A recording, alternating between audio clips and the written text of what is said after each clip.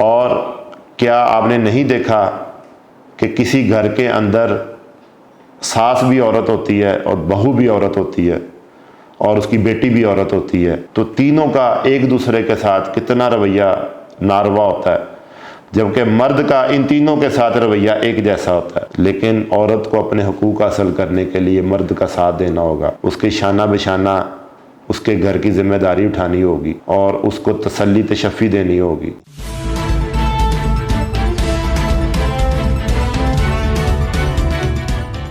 عورت مارچ اس قدر متنازع کیوں ہے؟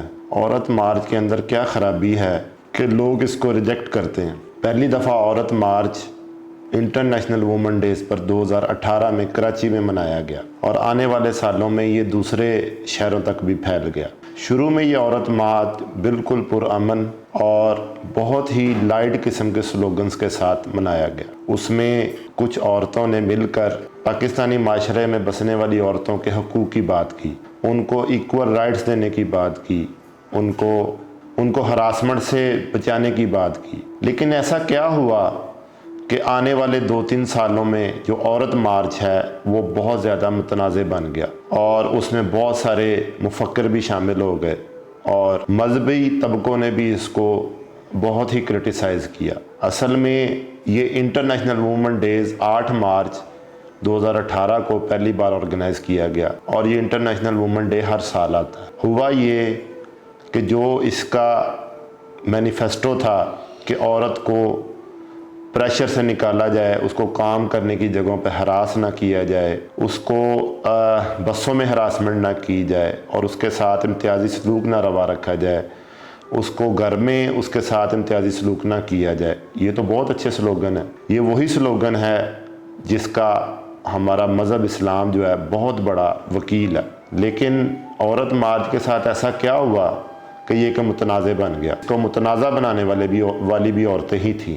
اصل میں کچھ ایسی عورتوں نے اس مارچ کو ہائی جیک کر لیا جو اس مارچ کے تھرو اپنے کچھ مقاصد حاصل کرنا چاہتی تھی، اور وہ مقاصد یہ تھے کہ جی کچھ عورتوں کو اپنے پرپس کے لیے استعمال کیا جائے، اور انہوں نے ایسے اتنے گندے سلوگن جو ہے وہ عورتوں کو دے دیے یا ان کو پوسٹر پکڑا دیے جن کو ہمارے معاشرے کی ایک عام عورت اگر پڑھ لے یا سن لے تو شرم سے پانی پانی ہو جائے۔ لیکن اس عورت مارچ کو کچھ ایسی عورتوں نے ہائی جیک کر لیا جو ان سے کوئی نہ کوئی اپنا مطلب نکالنا چاہتی تھیں، کوئی نہ کوئی اس سے معاشرے میں ڈسٹربنس پیدا کرنا چاہتی تھی اور اپنی مشہوری چاہتی تھی۔ آپ نے اکثر دیکھا ہوگا کہ جو اسی عورت مارچ کی روح رواں عورتیں ہیں اور جو عورتوں کے حقوق کی بات کرتی ہیں وہ خود بھی 2-2 3-3 جگہ سے طلاق شدہ ہیں اور کسی مرد کے ساتھ ان کی انڈرسٹینڈنگ پیدا نہیں ہوتی، اور وہ کیا کرتی ہیں کہ معاشرے سے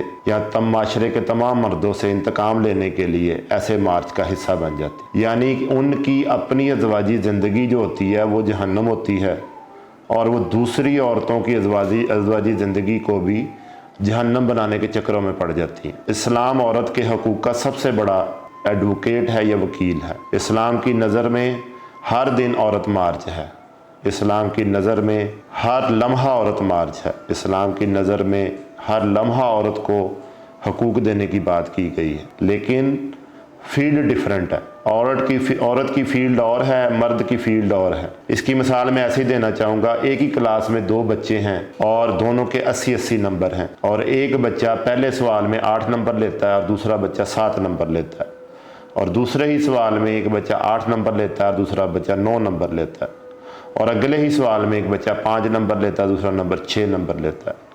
جب دونوں کے نمبروں کو جمع کیا جائے تو دونوں 80 بنتے ہیں۔ بین ہی ایسے معاملہ ہمارے اسلام نے عورت کے ساتھ کیا۔ اسلام نے عورت یعنی درد ذیل یا بچہ پیدا کرنے کی ذمہ داری وہ مرد پہ نہیں لگائی، وہ عورت پہ لگائی ہے، اور عورت کو اس کے لیے بنایا بھی ہے، اور عورت ہی ہے، اللہ نے اس کو اتنا مضبوط بنایا، یہ عورت ہی ہے کہ جو 9 مہینے بچے کو پیٹ میں رکھتی ہے اور اس کے بعد اس کی پرورش کرتی ہے راتوں کو جاگ کر۔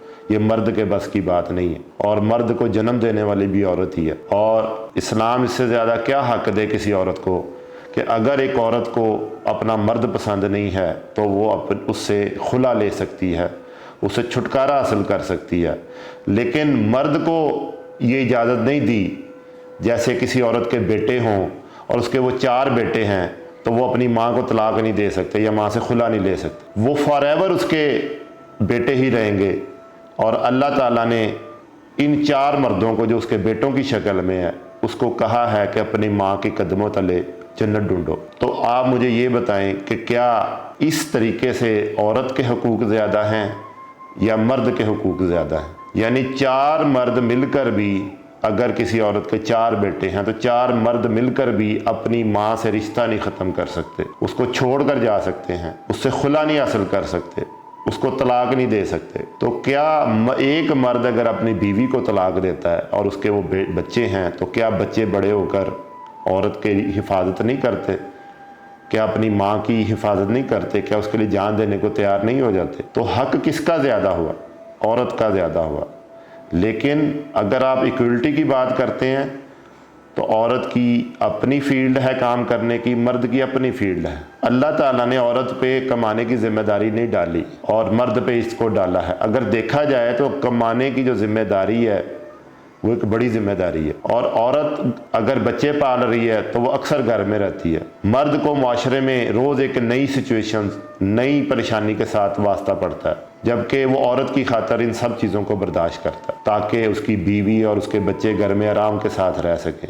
ये हमारे माशरे का बहुत ही एक अच्छा अंसर है, और इस्लाम ने जो मियाँ बीवी का रिश्ता बनाया है ये उसकी भी बड़ी खूबसूरती है। ये ऐसे ही है कि कुछ औरतें कुछ औरतों को वरगला कर अपने मकासद हासिल करना चाहती हैं। एक पुरअमन औरत मार्च या एक पुरअमन डिमॉन्स्ट्रेशन या एक पुरअमन इंटरनेशनल वुमेन डे पे एक रैली को या एक जलसे को अपने मकसद के लिए इस्तेमाल करना, इससे बड़ी कोई बदकिस्मती नहीं है। यानी पाकिस्तान की भोली भाली औरतें जो अपने घरों में अपने खामदों, अपनी औलाद के साथ एक अच्छी ज़िंदगी बसर कर रही हैं, उनको सड़क पर लाकर और उनको इस्तेमाल करने की कोशिश की जा रही है। मैं फिर वही बात कहूँगा कि इसको हाईजैक वही औरतें करती हैं जिनकी अपनी अज़वाजी ज़िंदगी ख़त्म हो गई होती और फिर वो दूसरों को वरगलाती हैं।